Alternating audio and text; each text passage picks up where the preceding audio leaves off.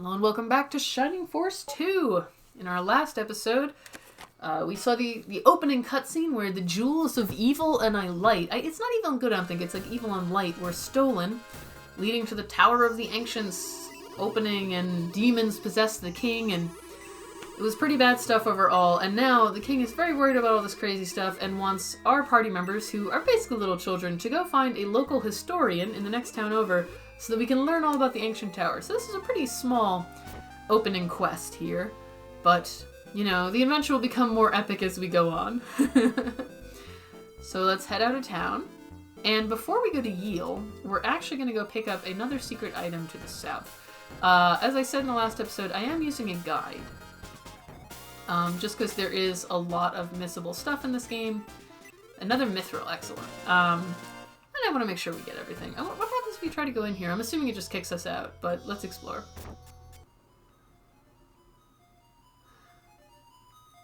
Oh, we can't get to that chest.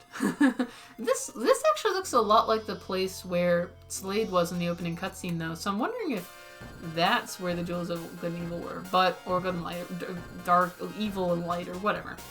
Anyway, now that we have the mithril, let's go up to Hawel, our neighboring town. Welcome to Hawel. Just explore a little. Oh, a healing seed. Very nice. They basically heal a little more than a healing herb, so that'll be good if we get into an emergency situation. This village is peaceful, but boring. I'm tired of living in such a rustic small village. Did medieval peasants really think this to themselves? Like, you know, I'm tired of being, like, just... Has he ever even seen anything else? Are you from Galam too? No? Many Galam soldiers ask me where Hawel lives. Hawel, why is he so important? He's just an old man. So that's a little alarming. Soldier's so cool, that's neat armor. Because, Galam is our neighbor to the north, apparently. Oh, is that a Legend of Zelda reference? Don't torment the hen? It might be. There are no soldiers, no rules, and no noise here. I don't understand those who want to leave the town. There's no rules.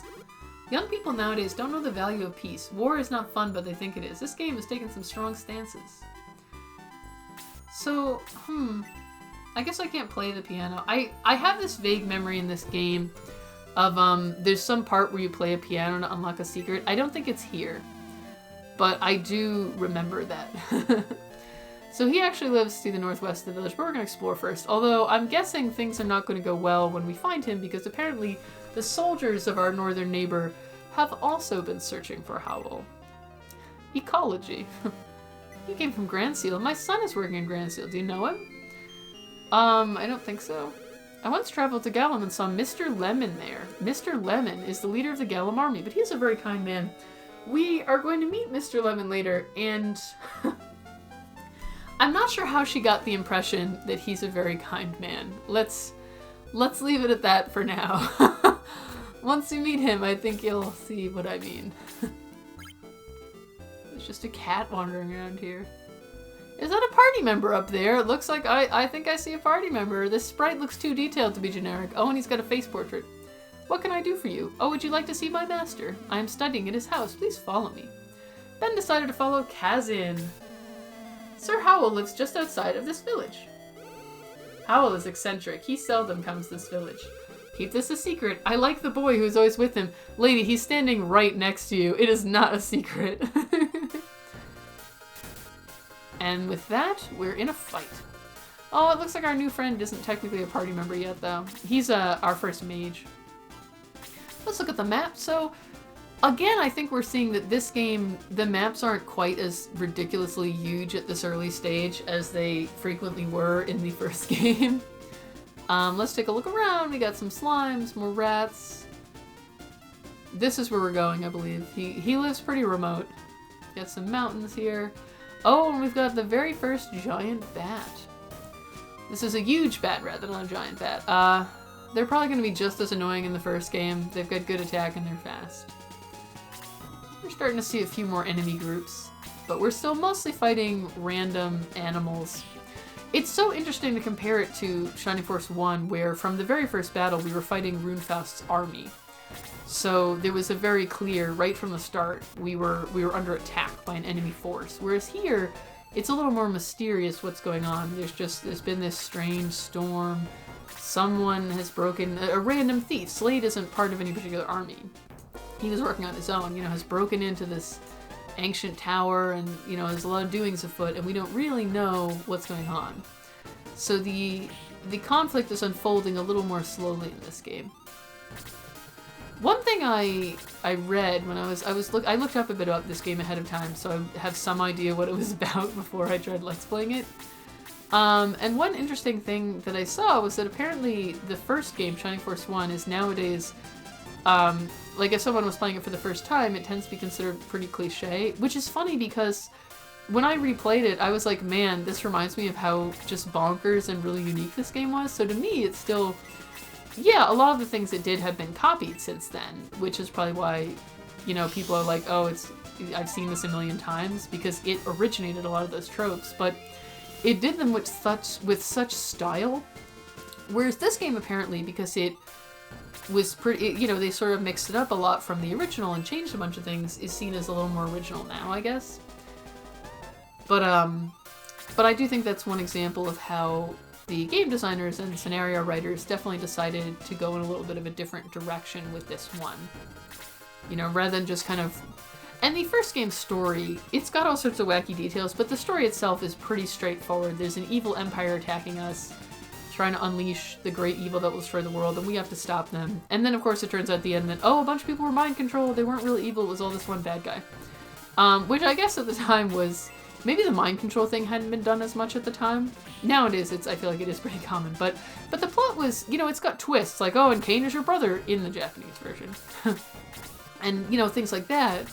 And the ending where the hero sacrifices himself, you know, there's some twists to it, but the overall story of there's this army of bad guys and trying to release an evil and we gotta stop them is not terribly complex, which makes sense because, you know, obviously it was an old game and there was only so much room for text and stuff. So the story is simple so that it's easy to convey with relatively little talking and dialogue. Whereas in this game, I guess my guess would be that just the optimization of the game engine improved. And you see that all the time, like if you compare like Final Fantasy X and Final Fantasy XII, they're both for the PS2, but Final Fantasy XII, there's a lot more random stuff in the maps, there's open world exploration, and the graphics are a little more sharp. Even though the technology was the same, because the optimization of PS2, like using it to its maximum effectiveness, had improved. Oh, they still dodge a lot. So my guess is that's the case here too. And not only did that improve the graphics, there's also quite a bit more going on with telling the story. And we saw that right from the opening cutscene, where there's this fairly involved and lengthy cutscene sort of showing how, you know, the jewels are stolen and the impact it has on our little town and all of that. So my guess is that's probably part of why the first game, the story starts off pretty abruptly, where it's just like, well, we're getting attacked, because, you know, there was only so much room to go into it all. Whereas in this one, you know, they were like, now that we can, we'd like to ease into it a little more. But I will say, you know, you can't deny that Shining Force 1 starts off with a bang. Just, we go out to investigate this gate, we come back, our whole town is destroyed, and we're off on a quest for vengeance. It's definitely, it's simplistic, but it's pretty epic. So, you know, I guess it's like the TV tropes are not a bad thing. It works. But that's not to say that I dislike the style of this game, where it's more like, in this one also, the characters look younger overall, so we're literally kids going off on sort of our teacher has sent us off on kind of our first mission to go find this local guy and just ask him to help us out. And unknowingly, we're sort of heading towards this dangerous quest. So that definitely has a flair of its own. He goes really slow in the woods. I'm gonna try and get the kill for Jaha. Or heck, even let's have Sarah make an attack. You never know, she could get a critical. Oh, she did 2 damage. Excellent, good job. Just so that the our knight and main character don't get too far ahead in level. So she's pretty close to the level. How much damage is on the slime? Or ooze. I keep calling them slimes because they look so similar to the slimes from like other games I've played that it's hard for me to think of them as ooze. But they are technically ooze. Oh, Jaha, you're really slow. You need to speed up, buddy. Well, at least it doesn't do so much damage that, you know, we, like, have to kill it right away before it kills us. This is not a terribly dangerous enemy. Alright, there we go. I just don't want him and Sarah to fall behind. I know we could grind, but, you know, it's good to keep everybody pretty even, I think, if you can. Alright, now let's go find out what happened to poor Hawel. We know that the Grand Seal soldiers were looking for him. This is Howel's house. Sir Hawel, Grand Seal friends are here. Strange. There's no answer. Is he gone somewhere? Well, why don't you wait for him inside? Oh no. Who are you? Oh, Sir Hawel. Oh no. Oops, you came back early. You, what did you do to Sir Hawel? Why are they running away? They could easily kill us. Oh, Kazin, I have no idea why they ran for it. Sir, you're alive. It's no use running after them. For one thing, you tripped and fell. You're not going to make it that far. Are you okay, sir? Why did they do such a cruel thing? They were Galam's soldiers. They demanded my notes on Ground Seal. As you remember from the last episode, Ground Seal was the original name of the ancient tower. So Galam, the nation to the north, has apparently gotten quite interested in just what is in that tower. They suddenly snatched at them and cough. Whisper. Who is it? What did he say? Oh, that's what the guy is saying. Who is it? What did he say? He's Ben from Ground Seal. He said that Ground Seal has opened. And a serious disaster took place. I mean, it wasn't that serious. Like, one ghost thing got summoned and possessed a guy briefly before we defeated it. Well, we chased it away anyway. It was a minor disaster. Oh, excuse me there. Every time I do these, I get really congested. Allergies, they're endless. He came to see you for more information. Unfortunately, we're not going to be able to get that information because you're dying. What, the door opened? Who broke the ancient seal? We don't know. Well, we, the player, know. We know that because we saw the opening cutscene, but our characters don't know. Calm down, sir. Why are you so excited? Cough, cough. Kazin, listen to me carefully. Grant's Island is lost. That tower is the sacred seal that confines a terrible devil. This is also a little interesting thing that I want to note here. In the first game, we were just fighting Dark Dragon, and that was sort of it. In this game, we're very explicitly fighting an army of devils. And Dark Soul from that first game looked like maybe he was a devil. I think in this game they like retconned it that they were connected to the devil somehow, so that they kind of all fit together. But it's interesting to me because back when this game came out, at the time, it was not uncommon for mentions of devils or demons to be censored and changed to something else. But because they were seen as like a religious reference, and like there's a lot of old games where like crosses got removed from graveyards and stuff too, you know, because it was seen as like too sensitive at the time, I guess. I don't know. But apparently in this one they were like, it's fine. We're gonna fight an army of devils. 2 jewels were installed to stop talking or you'll die. I mean, I don't think not talking is gonna save him. At this point, regardless, he's done for. Those guys had giant axes. They probably, like, hit him with them. I'm almost dead anyway. Kazin, look for the jewels to seal ancient. So just as in the first game where inside the castle of the ancients was sealed Dark Dragon, and we had to use the Chaos Breaker sword to seal him, in this game, devils were sealed by the ancient tower using those 2 jewels, and we have to reseal them. So the plot has not strayed too far from the original. Sir Hawel, don't leave me alone. Oh no! His corpse disappeared. Sir Hawel passed away. I'm going to seal the tower. It's Sir Howel's last wish. Ben, please, his wish is related to your mission, right? Can you go with me and seal the tower? Of course, friend, that's our duty. He's our first mage.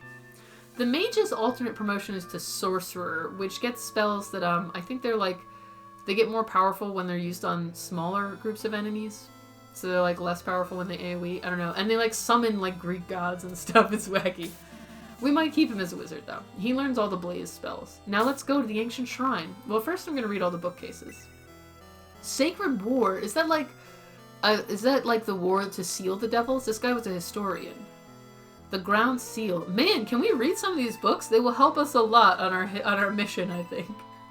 diary! Oh man, he also had a diary.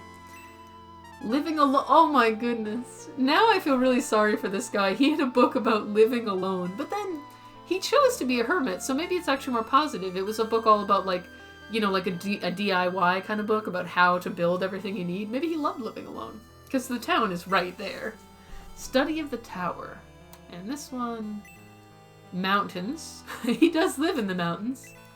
Villages. Some of these books seem a little more simplistic. It's like some of his books are clearly like these complex histories, and some of them are just like, would you like to learn about your current environment?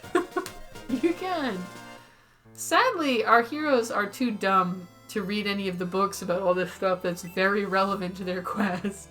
I do like that all the wells have different descriptions. Like, you know, we've had ones that are like a deep well, a dark well, a dirty well. Anyway, we're in a battle again. Who are they? They are the soldiers from Galam. And this is Sir Lemon. Greetings, Grand Seal scum. Why did you kill Sir Hawel? How could you be so mean? I'm just gonna assume that's a weird translation, because if I just watch someone murder my mentor in front of me, I don't think mean is quite the right word to describe that. Like, evil or like cruel or just murderous, but mean? Also, real talk, Sir Lemon is supposed to be this like terrifying, legendary general who just had his men straight up murder a guy. And the guy's apprentice is like, why did you kill my mentor? That was really mean. And suddenly he's like, he can't think of a single thing to say. That's sort of odd. Answer me. Then we must defeat them so we can learn the truth.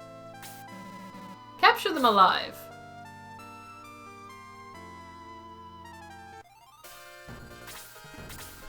So now, the first couple battles we were just fighting monsters, now we are fighting people for the first time, although there's still some monsters. So it's the same map we were on before, the enemies are distributed pretty. So we've got the Galam soldier. They've got pretty good defense, so we're gonna have to, but our new friend, the mage, obviously will really shine in this battle. He starts off with Blaze, and he starts off with a decent M people. Oh, and he's already level 4, so that's nice. He's not like behind the park. So he'll be quite useful in this fight. And then we've got this archer. And I think that's it for new enemy types. Yep. So, shaking this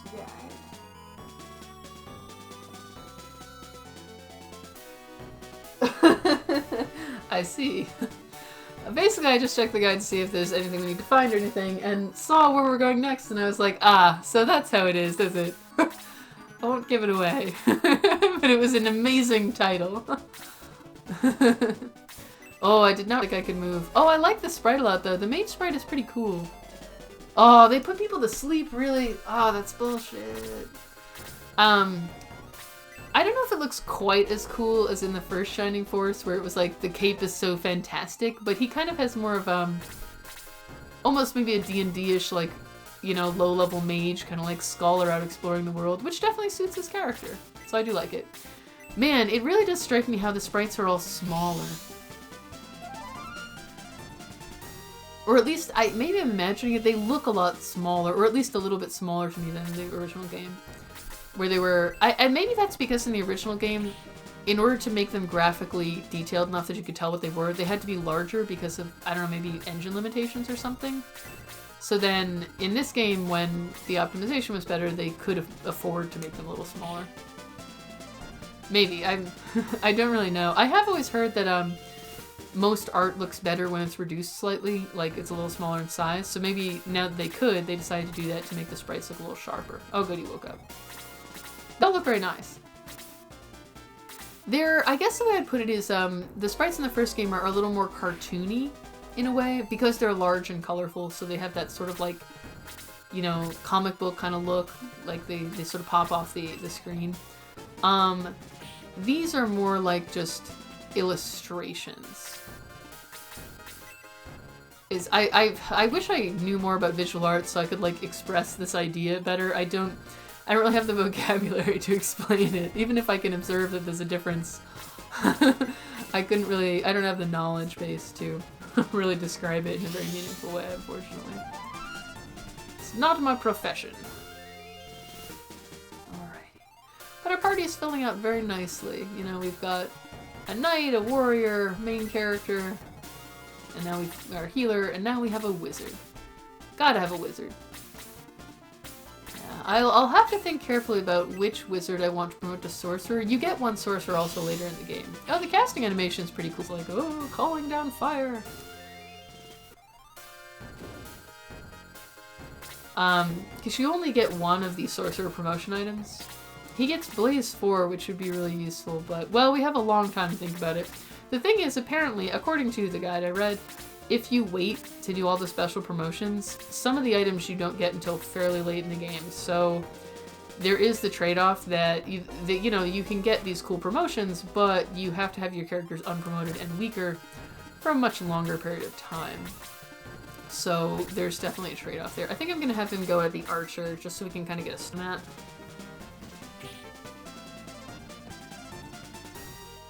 But I probably will have Chester be our...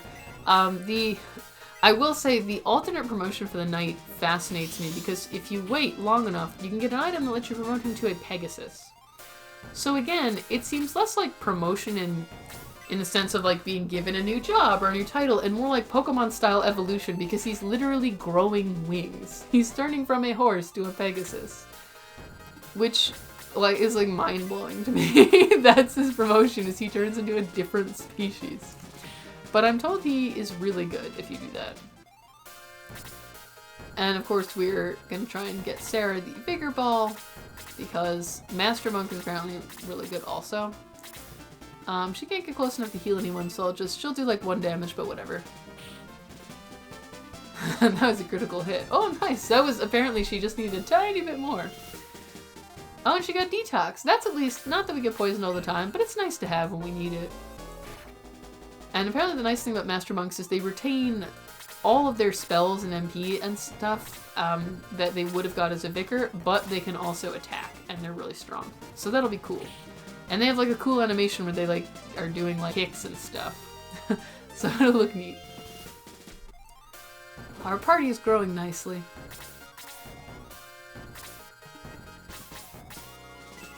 So these enemies sure do have a lot of defense though. They're pretty darn tanky.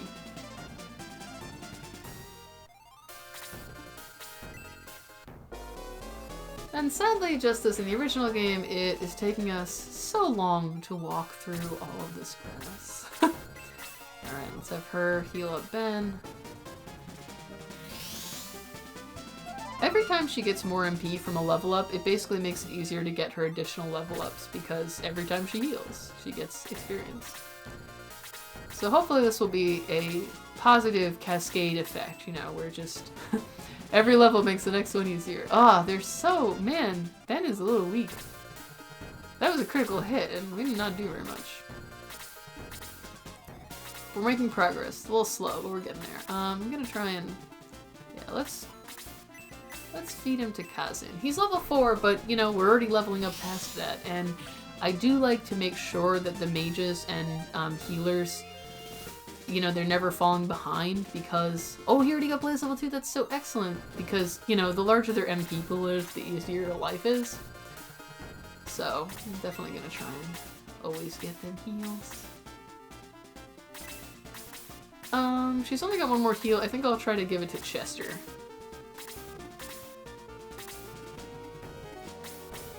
Let's just charge boldly out and attack this soldier. I know this is what always goes wrong for me, but... I just want to hurry up here. Oh good, that was a good level up. Actually, it's funny, when Ben, like in the last game where, when the, uh-oh, hang in there, Sarah, please live this. Okay, she made it. That was nerve-wracking. Should've been a little more careful there. Oh, that's interesting. Look, in the first game, the cursor lines were solid lines in the lines, so that's an interesting stylistic difference. I'm just gonna use level 1 Blaze, though, because there's no other enemies to hit.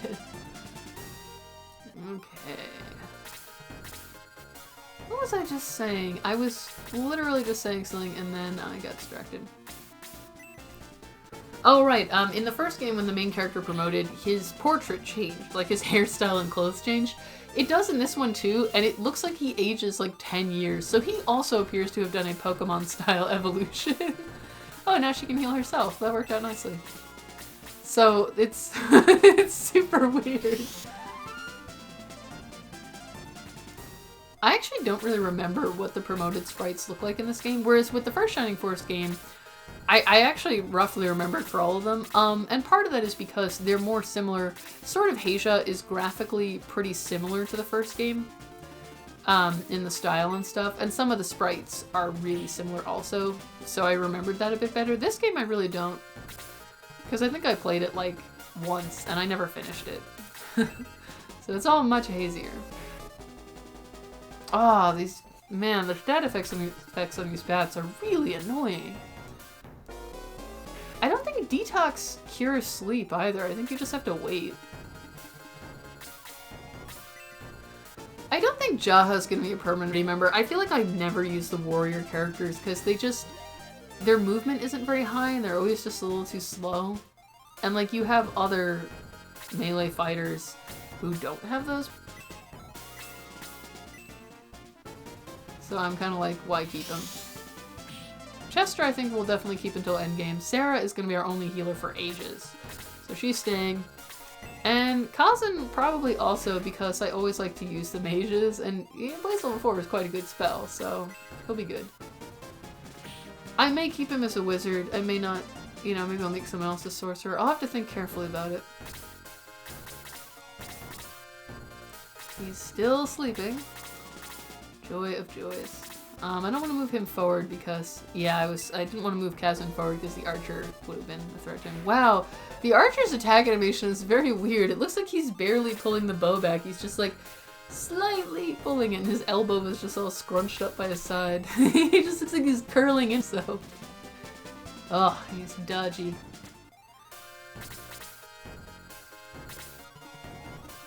Well, she can't heal right now, so we may as well just have her take a pot shot. Even if it's 1 damage, she has nothing else to do, so. And he'll just cast Blaze. And we can wrap up this fight. And then, even though we've won, this is apparently a fight you're allowed to lose, because the text in the guide I'm using says, regardless of whether you win or lose. So this is a rather unique fight in the game, if that's the case. But anyway, we're about to get something of a surprise. So here we go. We finished the fight. And now, Lemon is back. Your battle strategy was wonderful. I praise you. The strategy was basically just to go a little more slowly and not rush out. But I can't let you escape. That lad is their leader. Take him. Don't worry, he has only fainted. Take them to Galam. That's right, we've been captured and thrown in prison. Impossible, Galam and Grandseal are allies. But it's true. I'm a scholar and I'm here because I tried to stop him. I'm a leader of the Galam army. I disagreed with the war and now I'm here. What does your kingdom do to Galam? What is the reason for this war? What about Sir Hawel? He was killed by Galam. What did Galam want? What is Groundseal? Groundseal. Do you know what Groundseal is? I'm sort of wondering if it's not literally what it is, which is that big old tower that is in our kingdom, or if he means more in the sense of like, what is its true significance? Because you'd think he knows already what it is. What is Groundseal? Please tell me. I heard King Galam say those words. I just know that something is being concealed. But we just found out what we know already. We know. Yawn! Bowie's just been taking a little nap.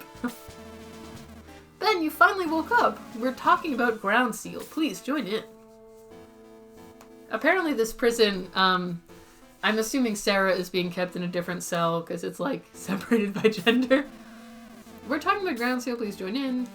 You got a raw deal, huh? The same thing happened to the rat next door. Oh, is that Slade? So maybe we're about to meet Slade.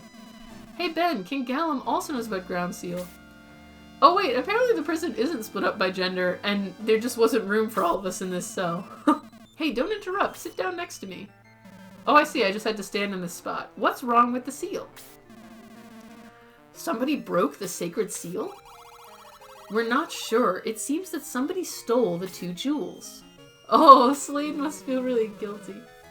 Ancient shrine. 2 jewels. I think that was that shrine to the south we took a peek in. Oh, you woke up. Are you okay? Yeah, I have no idea why we're in different cells. They could have just, like, the game designers could have just removed this wall. Maybe just for drama. It's like, oh, the party split up, but it's like they split up. There seems no purpose to separating us. Where? Why am I... This is a jail in the basement of Galam Castle. Say, you mustn't move yet. Well, there is a healer right here. She can heal him. Yes, I remember. I was caught by Galam's soldiers. They took my jewels and brought me here. They killed my friends.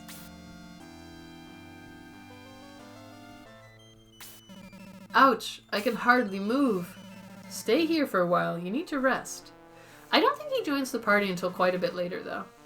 What were we talking about? Well, they just left him on the floor. At least pick him up and put him in the bed, you assholes. I know he accidentally caused, like, the whole world to be invaded by demons, but still, have a little compassion. Oh yes, why is King Galam interested in ground seal? Is it related to the open door? Hey! Does he want the jewels? Well, he has them. What? The man that broke the seal is to blame for everything. I mean, definitely he should bear a lot of the blame. He knew they were legendary jewels and he didn't bother to look up what they did. But I still say that the King of Galam has a lot of responsibility here also. Oh no!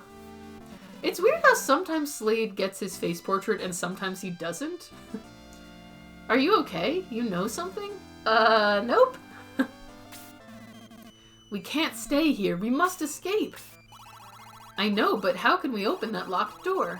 Oh, Galam is invading Grand Seal while we're sitting here. I'll open the door for you. Well, he is a thief. He knows how. Oh, yes, you're a thief and you can open locked doors. They're very cheerful about this. I guess they're all in prison, so they're like, you know what? We're all in it together now. Yes, of course. I'm the great thief Slade. But, don't thieves normally open locked doors with, like, lock picks and stuff like that? I was sort of assuming they didn't let him keep those in prison. Slade sticks a short wire. Oh, it was a wire. Maybe he hid it in his, like, fur somewhere. He is a rat. Into the keyhole. Also, don't prison doors usually have, like, not keyholes, but bars and things like that? You know, like, latches? And also guards? Okay, it's done. Hurry to your country and save them. Thank you. Ben, let's get back to Grand Seal. Why are you being so nice to us? You don't know us. That's because, well... Is it? Are you the thief who broke the seal? Sarah's very perceptive here. That sort of seemed like a bit of a leap. Like, there was no particular reason to guess that. She had some insight.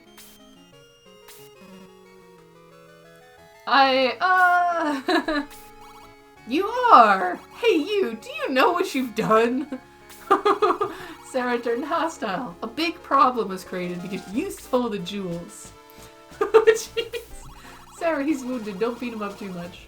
I know the thief Slade always steals for poor people. So is he like a famous thief? Because they know who he is in his deal. Robin Hood-ish sort of thief, basically. But you made a serious mistake this time. All these disasters, everything is your fault. I didn't mean to. Well, good intentions don't stop your actions from hurting people, Slade. That's enough. Ben, let's go.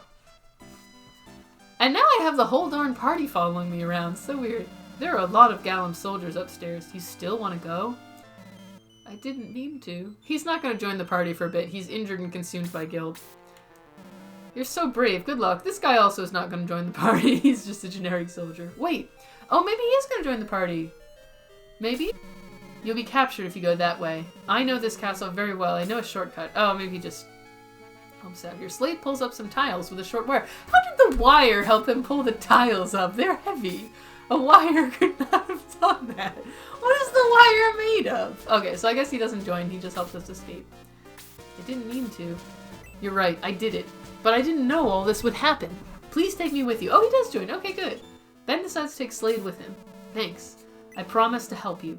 The tunnel leads to the kitchen. We can escape safely. So is he part of the party now? Or It looks like he's just following as an NPC. I know he joins eventually, but I thought it was later in the game. So perhaps he's just helping us here, and then we'll split up. Not sure. Oh wait, we gotta go back. Oh, is there a way for us to go back? Okay, I may have to go back to the last save and redo some things because we missed an item.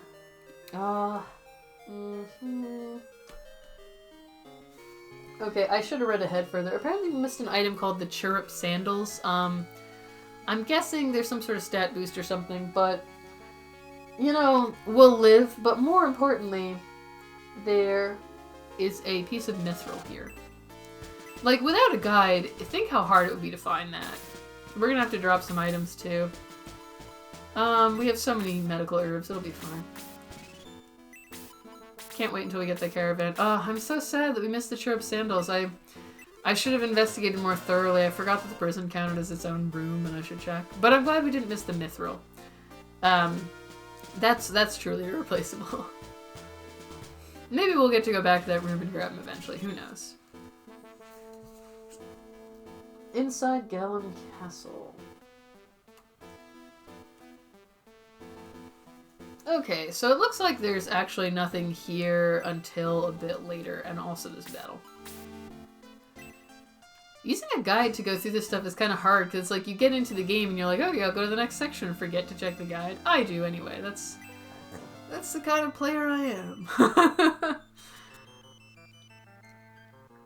Okay, so we're just gonna... Oh, so congested. Why? I think it's because, like, when you're talking, I think it, like, because of the motion of the roof of your mouth, it, like, drains your sinuses. Mr. Lemon and the king are arguing. Who are you? Now I have to get back to work. Oh, I'm so busy, pacing back and forth. Alright. Oh, hey, how long has it been? I'm gonna give up on the... It's only been half an hour, actually, so let's just carry on. I could not save and then just, like, go back and get them, but I'm like, I don't think they're important enough. If I had missed a piece of mithril, I would actually go back. Listen, everybody, we're going to Grand Seal. Their king seems quite a bit older than ours. His eyes don't even open properly. We're too late. I mean, did we think we were gonna fight this entire army? As you may know, my messenger was killed. Actually, we met the messenger. He was just chilling in the castle. Grand Seal must have done this, so we're invading them to retaliate. Wow, that's very extreme, friend. Not obviously he's framing us. We didn't kill the messenger, but even if we had, you'd think there'd at least be some sort of diplomatic meeting first. Murmur, murmur. Quiet, everybody listen to me. I also don't understand this march, but King Galam must have a good reason. Well, he just told you the reason, so either you think it's good or you don't. It's not like he was like, oh, we're marching on Grand Seal and I'm not telling you why. He told you why. The reason was dumb. I believe the king. How about you? Anyone disagree? No? Good. Well done, Lemon. Why is his name... I'm gonna have to check again what everyone's name is and see if it was actually that in the original Japanese or if they just inexplicably named him Lemon, because it makes him a lot less intimidating. It's so weird that he's named that. Like, if that is his original name in Japanese, that to me is just one of those things where you're like, Exhibit A on why sometimes translations changing the names is a good thing. Because really. Guards, open the gate, lower the bridge. Sir Lemon? Lemon, prove your allegiance. What do you mean? Show no mercy. My lord. Now go. And with that, they're off to destroy our homeland. Crush Grand Seal. When we get back, things are going to be pretty bad. So this again is pretty similar to the first Shining Force game, where a major part of the opening is the destruction of our hometown. They're gone, the war begins. So what should we do? Are you still going to Grand Seal? Of course, it's my home. I gotta go back there. Do you think you can stop the war? I will leave once I'm outside the gate. Okay, so he doesn't join us yet. There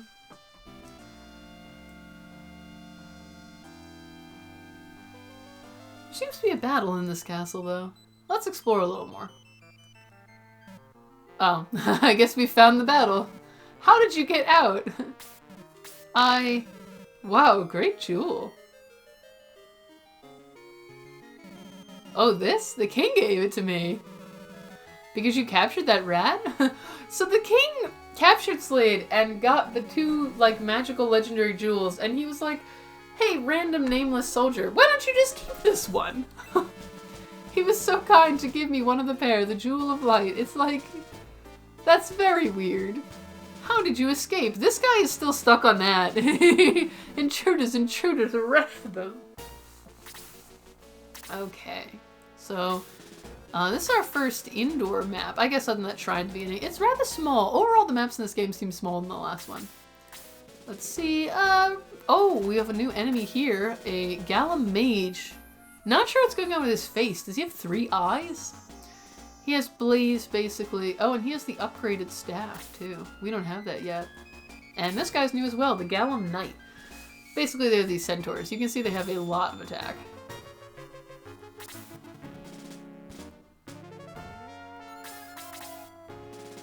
Yeah, I don't know if I like the battle music quite as much in this game as in the previous one. The previous game has a little more nostalgia for me also, so that may be part of it. But I'm sure it will grow on me. Not that I hear it all that well. I have the TV turned down pretty low because I'm recording.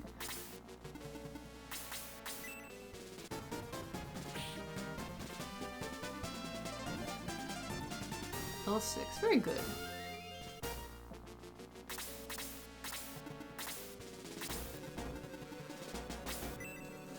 We're fighting our way out of the castle. Luckily, most of the soldiers just left to go destroy our hometown. But yeah, in the first game, you know, we didn't really know anything about the destruction of our hometown. Just the armies of Runefaust showed up out of nowhere, and it was kind of part of the mystery of the game was why did they do this? What's behind all this? Whereas in this game, we actually see the order being given, although there's still some mystery as to like, why did our allies suddenly turn on us? What happened? So you can again see how like the games definitely share a lot of plot points, but they do play them in slightly. Just a side thought there.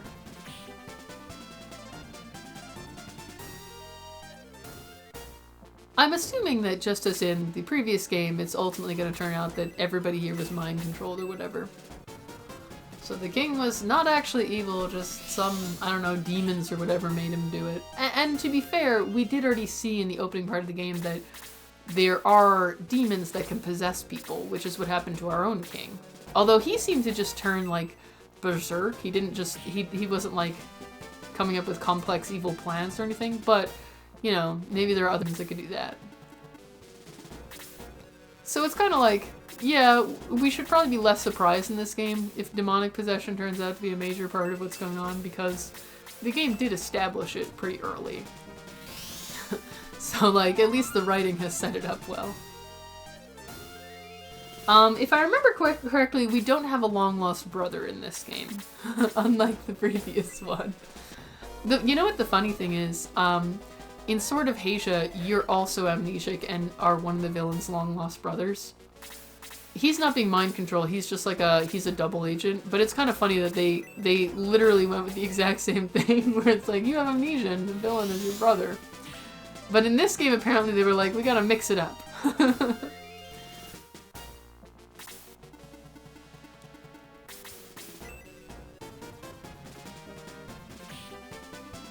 Oh, critical hit, very nice.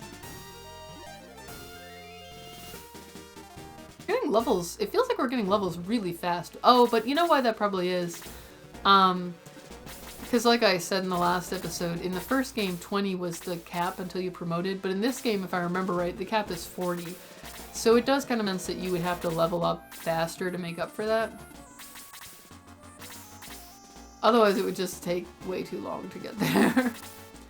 Although there is a part where you can grind, apparently, so... Also, why is this guy attacking us instead of using his magic? Also, based on his battle sprite, he does indeed have 3 eyes, which... I guess they're going with, like, you know, he's a mage. Oh, counterattacks! Whoa! I didn't know they were in this game. That's new. In the first game, there were no counterattacks. Yeah, you attack, the enemy can never attack back. Apparently in this game, I guess not all the time, but there must be like a % chance that you'll be able to counterattack. Interesting, although it seems like it happens pretty rarely, so I guess it's not like that big of a part of your strategies, but if you attack at low HP and you don't KO, you are risking a little bit, so that's an interesting mechanic. What was I just saying? Oh yeah, so we'll probably do some grinding when we get to that part. I mean, similar to in the first game where, you know, honestly, in Shining Force 1, I worked way too hard grinding everyone up to promotable level, because, I don't know, I was thinking I might eventually, like, do a video where I showed them all off, but then I didn't because, basically, I just didn't feel like it. But, like, also, you know, the characters are in the same class as the animations. I should have at least showed Gong off, but, like, as we started to get to the last few levels, I kind of wanted to keep going and get to the end of the game, because I didn't really remember those levels myself, so I was like, oh, I want to see what's next, and, you know, carry on with the game.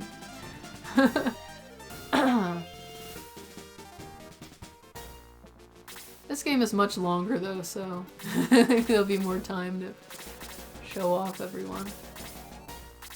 Well, I suppose it also, in that game, it went against my natural tendency of just using my favorite party for everything.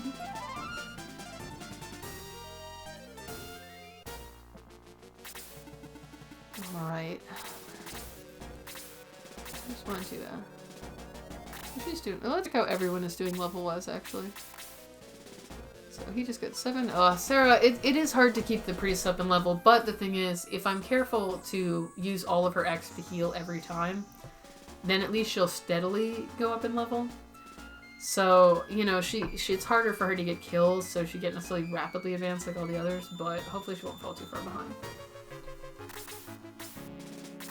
Because I definitely want to eventually make her into a master monk. Because I think that would be very cool, have a character who can heal us, but is also a powerful attacker. You know, it's got some roll compression, so we're not kind of wasting a character slot just on healing. We can also attack. Although that won't be for ages, apparently, because it seems like it takes quite a while to get the special promotion item. I'll have to keep an eye out for them, because they are, like, secret. They're hidden. Which is another reason why I'm using a guide, because otherwise I feel like I would never get most of them. I mean, you saw with the Mithril how, like, you have to search a random wall that you have no way of knowing would be anything there.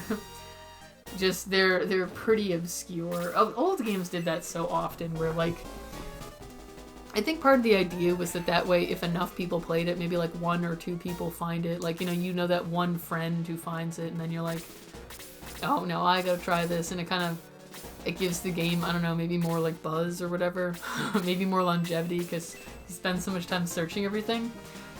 And I do love hidden stuff, but to be honest, things hidden in random places where there's no way for you to figure out that it's there, there's not like a visual clue or anything, are kind of silly in terms of game design, because it's like, it just makes you want to use a guide. Because it's not like searching for it yourself. It doesn't really take skill to search for it, because you're just clicking A on everything in the game. So it's like... Whereas if, you know, there's some sort of, like, mechanic you use to find it, or, you know, like, you can level up a skill that lets you see stuff like that or whatever, then I'm like, okay, now this is a mechanically interesting aspect of the game. Because it involves some sort of engagement on your part, as opposed to just click everything and hope. Well, that's just my view on that sort of thing. You know, in the original game, when you defeated, like, the boss of a level, the level was over. I wonder if that's not the case in this one. Because, like, you know, I thought that mage was going to be the boss because he was standing in the gate. I guess this is the only enemy who was a unique enemy. So it's possible that he's simply the boss and we happen to save him for last. I don't know. None of the other levels seem to have, like, a single boss enemy either. It's possible that some levels in the game haven't. Oh, good job, Jaha. You actually did manage to kill him. Very nice. Alright, here. Oh, I guess he was the boss. He's the one with the dialogue. You rat! I threw you into jail after I took your jewels. Hee hee, you expect a thief to stay in jail? Give me the jewels. Slade searched the tool bag of the Galam Knight. He keeps them in his tool bag? They're gonna get all scratched up, man. That's valuable. Yes, I found one. Slade has the Jewel of Light. Where's the other jewel? King Galam took it into battle. Why did he take it into battle? Is it useful in some way? Take the jewel. You won't have it long. We'll get it back. And then he died. This is the Jewel of Light that I stole from the shrine. The other jewel is missing. I'll give you this one now. Ben received the Jewel of Light. The jewel fused to Ben's neck. That sounds alarming. I mean, I'm glad we don't have to carry it in an item slot. Like in some games, they make you carry the key items around the whole game, and when you have a limited inventory, it basically just makes your inventory smaller, which sucks. But I'm a little concerned that it fused to his body. Ben, did you use magic? I can't remove it. Is it cursed? We'll go to the church later to see if it's cursed. At least we have it now. The knight said that King Galam took the other jewel with him. Ben, I'll go to Grand Seal with you. Oh, so he did join the party. Nice. I thought he joined later for some reason, like much later in the game. This is good because I should have guessed this because I actually remember using him in battle and I didn't get that far into the game. So it must have been like closer to the beginning. Yeah. But this is cool. We just got a new party member. He's going to require a bit of babying to train up. He's weak at first, but he'll be really, really good once he promotes. Because he'll become a ninja eventually, which is pretty awesome. Okay, so let's take a look.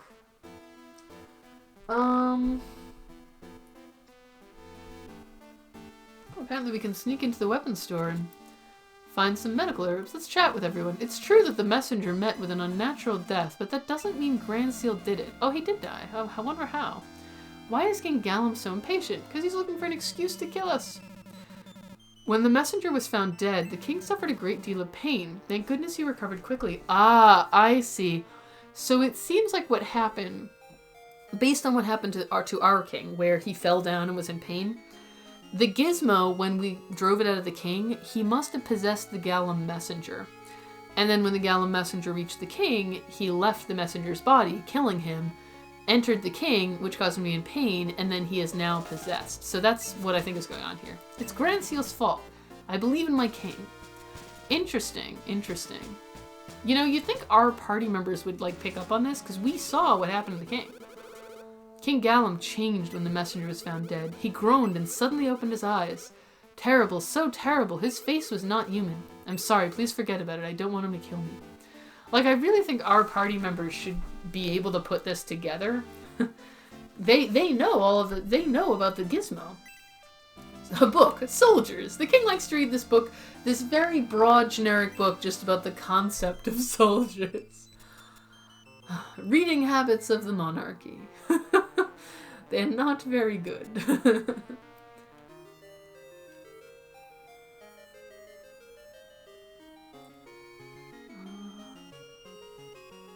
But where is the weapon shop? Well, it's 2 medical herbs, so if we don't find them, I don't really care. We already missed the sandals. What a bummer. Are you tourists from Grand Seal? They say it's a nice place. Lady, did you miss all the crazy shit that's going down right there? A book. Mythology. Again, very broad and generalized, not specific to any one culture or time period.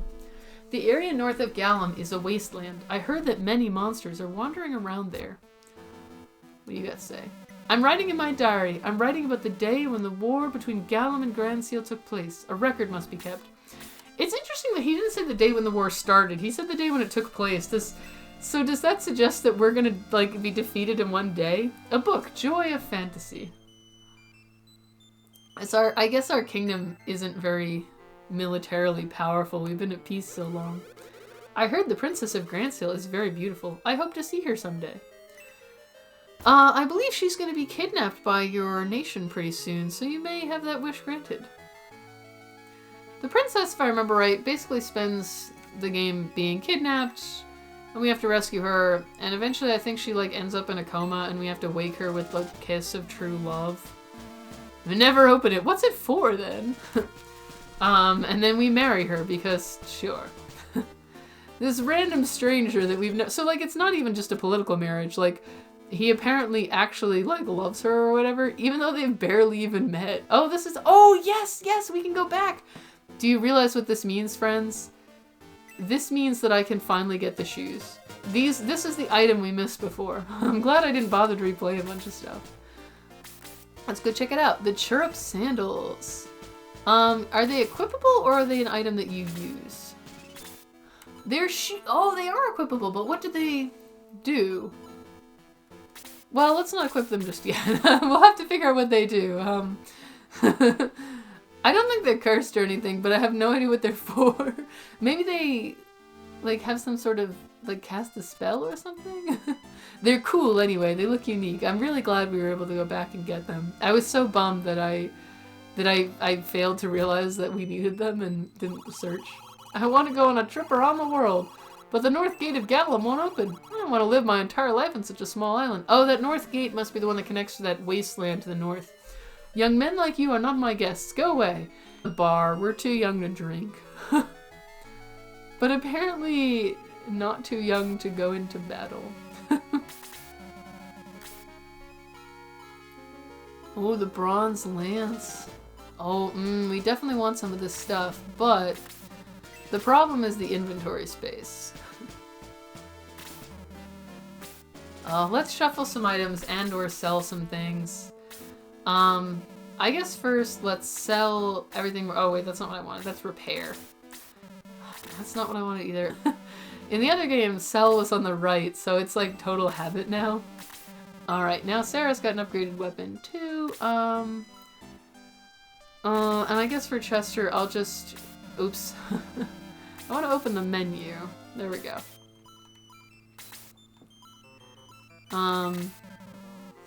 Yeah, let's just have him pass it over to Slade. Because we're not going to replace his spear, we're going to give him an additional weapon. Just like in the first game.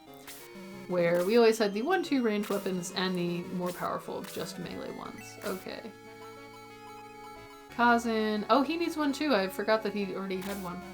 You can also see that on the right there it lists the defense stats. So in this game, unlike in the previous one, there's a bit more equipment, I think, that boost defense. In the first one, there was like 1 or 2 rings that could do it. But in this one, I think, there's like certain staves that boost defense as well as attack later on and stuff like that. Not that the wizards are going to be attacking very much, but like, you know, on the for those odd occasions when, like, you know, we... I do like that, I commented on this in Shining Force 1 where, in that game, you don't equip items automatically upon buying them. In this game, they improved on that and you can now. So there's so many little things like that where just they polished the mechanics more. I don't think we're quite gonna have room for all of them. Yeah, we don't really need 1 extra medical room, so whatever. Art of selling. That would be useful, I guess, for these two. So that's all the hidden items to find. We already talked to you. Just trying to make sure we got all of the content here. Who is this statue of? I guess it doesn't say. Alright, time for us to... Actually, so it looks like there is a battle after this. Let me see. We're at an hour. So there's a church here in Galam, rather. So I'm actually going to save, and we'll save the battle on the way out for next time. You know, don't want the episode to get too long in the tooth. Here we are. Huh. So we can't say... maybe it's this guy? Please tell me you'll save my game. I like trees. Okay, that's fascinating but not helpful. Okay, so it looks like, well, how about we start the battle and use the quick save function? Or, there's more going on here. Wow, this is... there's so much to this place. This episode will have to run over a little. Respect your parents. My mother is visiting Grand Seal. I didn't know a war was gonna start. Wow, you just like reached out and grabbed it off of my neck? That sounds really painful considering it's attached to me. Also, that guy's a dick. Oh, this is the gate winding mechanism. Everything's rusty because we have not used the bridge for such a long time. Who are you? Civilians are not allowed to come up here. So you can see that just like we saw in the last game with Runefaust, the people here are not really evil or violent, and they have no idea why this is happening. It's interesting that in the last game, it took until like literally the very end of the game for us to actually go to Runefaust and find that out, whereas here, we know that right from the beginning. Maybe they figured it wouldn't be such a twist since it already happened in the first game. Halt! So this is the battle. How did you get past the Galam guards? Mainly they weren't trying very hard to stop us. No one's allowed to leave till we conquer Grand Seal. I know, but King Galam left this behind. And you want to bring it to him? I don't know. I love that this is the same trick Sarah used to get into the castle in the opening part. It's like, none of us is very bright. They want to deliver a package to the king. To King Galam? It sounds important, but he has not rescinded his orders yet. I had better deliver it. I'll get the package from them. I think we're in trouble. These guys are slightly smarter than the gatekeepers at our own castle. Hand it over. I'll deliver it to you! How did you escape from jail? You know, I noticed that no one else in all of Grand Seal seemed to recognize us because we were just wandering around with impunity. Hey, these are the Grand Seal spies. Oops, that didn't work. It's fine, Slade. It's a tactics RPG. We gotta fight people. Okay. So I guess we'll take a quick peek at the map and then wrap up. So it's not too large. I mean, it's still early game, you know. Kind of heading downwards. We're seeing all the new enemy types we've met, and we'll... Oh, this must be the healer. Yeah, the Dark Cleric. So basically, you know, they're a healer. That's all there's to say. So this map looks like it'll be pretty straightforward. We have some of the more powerful enemy types, and we have our new friend. He's only level 5, so he's a little behind. He is a little weak. He has 14 attack. For comparison, that's the same as the healer. But we'll try our best to level him up because he's really good when he's promoted. But for now, we're going to use the quick save function. The game will be suspended. That's it for today. Yes, you had better take a rest now. Come back again. Alright team, our homeland is under attack, so in the next episode we are going to battle our way back there, and sadly we're basically just going to explore the burned wreckage, because the army is a lot more powerful than us. But we'll also meet a new party member who is really cute and fun. So look forward to that. We're just back on the title screen here. It goes back to the title screen much faster than the original game, I will say. But in any case, thanks for watching everyone. Until next time, this has been Shining Force 2.